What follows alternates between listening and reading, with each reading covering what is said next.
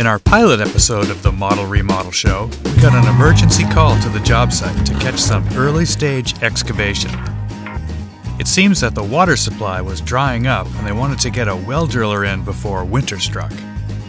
As long as they were digging holes for water lines, they decided to dig the house out of the hole that it was in and do a little land grooming on the side. Now, we have a clean, dry staging area to get to work on Professional Remodeler's 2017 Model ReModel. Ben was able to buy a little time on the back end of winter by digging his way out of the hole, but winter struck back with a mid-March winter storm.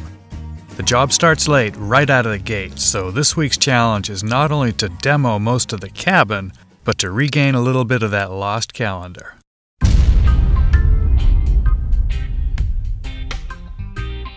We were hoping to have this project started about 4 weeks ago.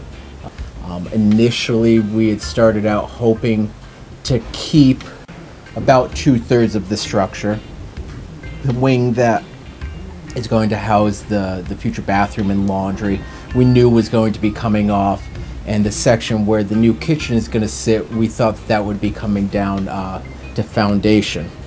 Over the winter, as we kind of came in and did a little site survey work and looked at the building a little bit closer and started to weigh some costs, the fact that the foundation, the way it's sitting, it was either built originally out of level or is settled to out of level, and some height issues that we had, looking to level the floor, and then looking to level walls and top plates in order to set a new roof down on it. The amount of time that would have been soaked up in that process quickly started to outweigh the cost of going down to bare foundation. So we made the judgment call to go down to bare foundation with the majority of it, and leave what is going to be the master bedroom section standing. So the goal this week is to get the building down as close as possible to bare foundation.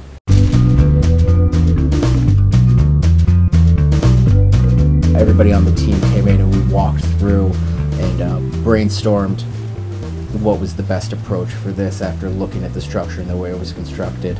After that, we emptied the entire building to make sure that there's no obstacles in the way, everything's out of it.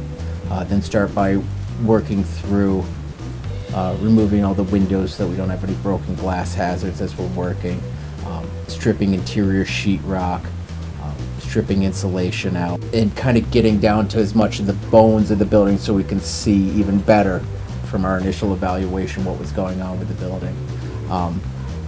Then we start working our way kind of in the reverse of how the building was built.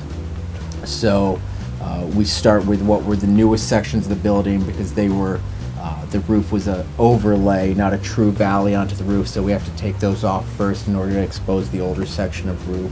And then we had to take off the front section because it was overlaying at the intermediate gable onto the oldest section of the roof.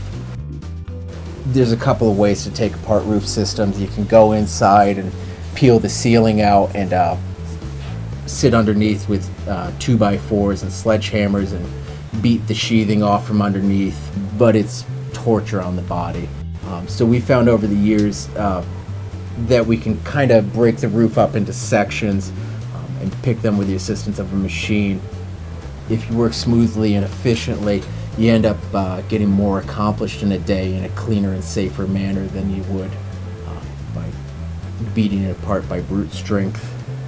So after we have the roof system off, then we took out any floor decking that was in the attic area, took down ceiling joists throughout the front section of the house. And at that point we were trying to just get it so that we were standing at bare walls. You can cut them and just lay them out into the yard if you want, but we chose to go ahead and pick them with the machine. It makes handling a little bit easier, and you get them closer to the dumpster. It's less travels for guys back and forth having to schlep materials to get rid of them. So we picked sections of walls off at a time and made pretty short work of getting this building down to a floor structure.